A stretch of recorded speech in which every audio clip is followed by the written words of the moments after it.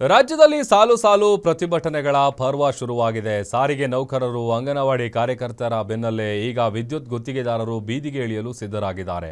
ಕಟ್ಟಡಗಳಿಗೆ ವಿದ್ಯುತ್ ಸಂಪರ್ಕ ಪಡೆಯಲು ಇರುವ ಕಠಿಣ ನಿಯಮಗಳ ವಿರುದ್ಧ ಸಮರ ಸಾರಿರುವ ಗುತ್ತಿಗೆದಾರರು ಮಾರ್ಚ್ 11ರಂದು ಬೃಹತ್ ಪ್ರತಿಭಟನೆಗೆ ಕರೆ ಕೊಟ್ಟಿದ್ದಾರೆ. 1200 ಚದರ ಅಡಿವರೆಗಿನ ಕಟ್ಟಡಗಳಿಗೆ ಮಾತ್ರ ಓಸಿ ಮತ್ತು ಸಿಸಿಯಿಂದ ವಿನಾಯಿತಿ ನೀಡಲಾಗಿದೆ. ಬೇರೆ ಕಟ್ಟಡಗಳಿಗೂ ಇದೇ ರೀತಿ ಆಗುವಂತೆ ಮಾಡಬೇಕು. ಆಮೇಲೆ ಇಡೀ ರಾಜ್ಯದಲ್ಲಿ 16 ಲಕ್ಷಕ್ಕಿಂತ ಅಧಿಕ ಕಟ್ಟಡಗಳಿಗೆ ತೊಂದರೆ ಆಗ್ತಾ ಇದೆ.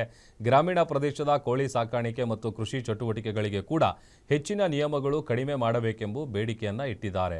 ಇನ್ನು ಪ್ರತಿಭಟನೆಯಲ್ಲಿ 5,000ಕ್ಕೂ ಅಧಿಕ ವಿದ್ಯುತ್ ಗುತ್ತಿಗೆದಾರರು ಮತ್ತು ಗ್ರಾಹಕರು ಭಾಗಿಯಾಗಲಿದ್ದಾರೆ.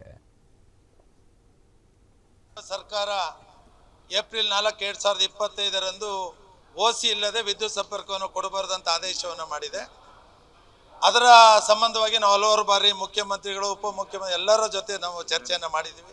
ಇಂಧನ ಸಚಿವರ ಜೊತೆ 1200 ಸ್ಕ್ವೇರ್ ಫೀಟ್ ಒಳಗಡೆ ನಿವೇಶನಕ್ಕೆ ವಿನಾಯಿತಿಯನ್ನು 3 ಫ್ಲೋರು ಅಥವಾ ಸ್ಟಿಲ್ಟ್ ಪ್ಲಸ್ 3 ಫ್ಲೋರ್ಗೆ ಓಸಿಯಿಂದ ವಿನಾಯಿತಿಯನ್ನು ಕೊಟ್ಟಿದ್ದಾರೆ. ಆದರೆ ಈ ರಾಜ್ಯದಲ್ಲಿ 16 ಲಕ್ಷಕ್ಕೂ ಅಧಿಕ ಕಟ್ಟಡಗಳು ಸಂಪೂರ್ಣಗೊಂಡಿದ್ದು 4/4/2025 ಹಿಂದೆ ತಾತ್ಕಾಲಿಕ ವಿದ್ಯುತ್ ಸಂಪರ್ಕವನ್ನು ಪಡೆದು ಪೂರ್ಣಗೊಂಡಂಥ ವಿದ್ಯುತ್ ಕಟ್ಟಡಗಳಿಗೆ ಒಂದು ಬಾರಿ ಏನು ಮಾನ್ಯ ಮುಖ್ಯಮಂತ್ರಿಗಳು 18/9/2025 ಕ್ಯಾಬಿನೆಟಲ್ಲಿ ನಿರ್ಣಯ ಮಾಡಿದ್ದಾರೆ, ಒಂದು ಬಾರಿ ವಿನಾಯಿತಿಯನ್ನು ನೀಡುವ ಮುಖಾಂತರ ಅವರಿಗೆ ವಿದ್ಯುತ್ ಸಂಪರ್ಕವನ್ನು ಕೊಡಬೇಕು ಅನ್ನೋದು ನಮ್ಮ ಪ್ರಮುಖವಾದ ಬೇಡಿಕೆ. ಸರ್ಕಾರ ಏಪ್ರಿಲ್ 4, 2025